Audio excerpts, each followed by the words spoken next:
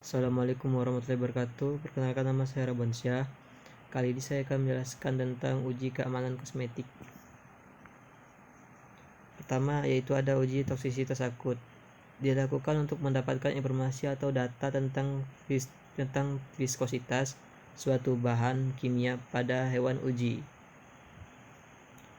Uji toksisitas akut termasuk ke dalam jangka pendek. Dosis yang digunakan pada uji ini yaitu dosis oral untuk mengetahui apakah bahan kosmetik atau kosmetik itu tertelan dapat menimbulkan toksik atau tidak, dan mengetahui sistemik toksisitasnya. Pengujiannya sama dengan obat, yaitu melihat nilai LD50. Kedua ada uji iritasi primer. Pengujian ini bertujuan untuk melihat apakah suatu produk tersebut menimbulkan adanya inflamasi atau tidak pada hewan uji atau manusia yang ditunjukkan dengan warna kemerahan atau dermabiasi akibat proses inflamasi dengan pemakaian berulang. Metode yang dilakukan uji iritasi kulit yaitu Dreiser test, FCIT, GPMT, Buchler test, Open Epicutaneous test. Ketiga ada uji iritasi kumulatif. Tes ini pada prinsipnya sama dengan Irrimarik skin rotation.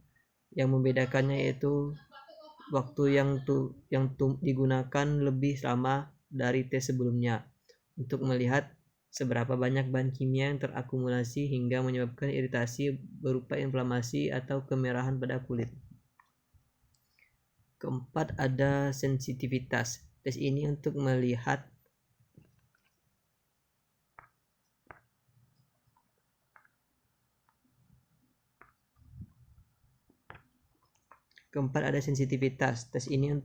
reaksi imun setelah pemberian kosmetik. Diaplikasikan untuk kosmetik dalam waktu yang panjang menggunakan maksimisasi tes. Menginduksi intradermal sistem imun menggunakan FCA, yaitu campuran heteratid tuberculosis bacteria, liquid parafin dan surfaktan untuk melihat reaksi imun. Fungsi sodium lauryl sulfat atau surfaktan kationik sebagai pembuka jalur agar material dapat masuk. Kelima ada phototoxicity. Tes ini dilakukan untuk melihat sistem imun di mana bila terjadi alergi maka menandakan kulit sensitif, serta untuk melihat ketoksisitas suatu produk bila terkena cahaya matahari, maka dapat menyebabkan hiperpigmentasi. Iritasi non-imunologis yang berhubungan dengan cahaya dan terjadi setelah kulit dikenai cukup cahaya. Yang dibutuhkan adalah non-erythrogenic light 320 nm dan penetrasi bahan yang bersifat fototoksik. Keenam ada fotosensitivitas. Fotosensitivitas diinduksi terlebih dahulu karena bermasalahan dengan imun.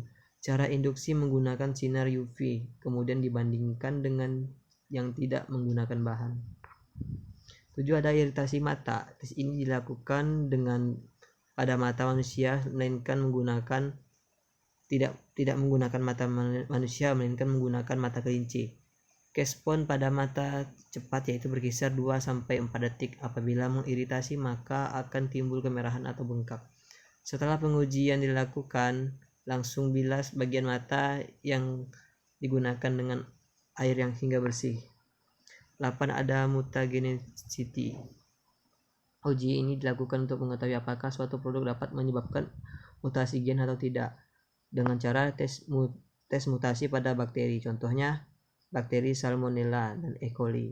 Kemudian chromosomal aberration test which teach mammalian cells in culture menggunakan cell lines. 9 ada human pack test. Dikarenakan kondisi kulit hewan tidak begitu menggambarkan kondisi kulit manusia, maka dilakukan human pack test. Tes ini dilakukan pada kulit lengan dan punggung belakang serta menghindari bagian wajah. Tes ini menimbulkan dermatitis setempat yang mudah sembuh. Kemudian dalam waktu beberapa minggu sampai beberapa bulan timbul hiperpigmentasi, harus dikontrol relawan yang akan dites. Sekian presentasi saya.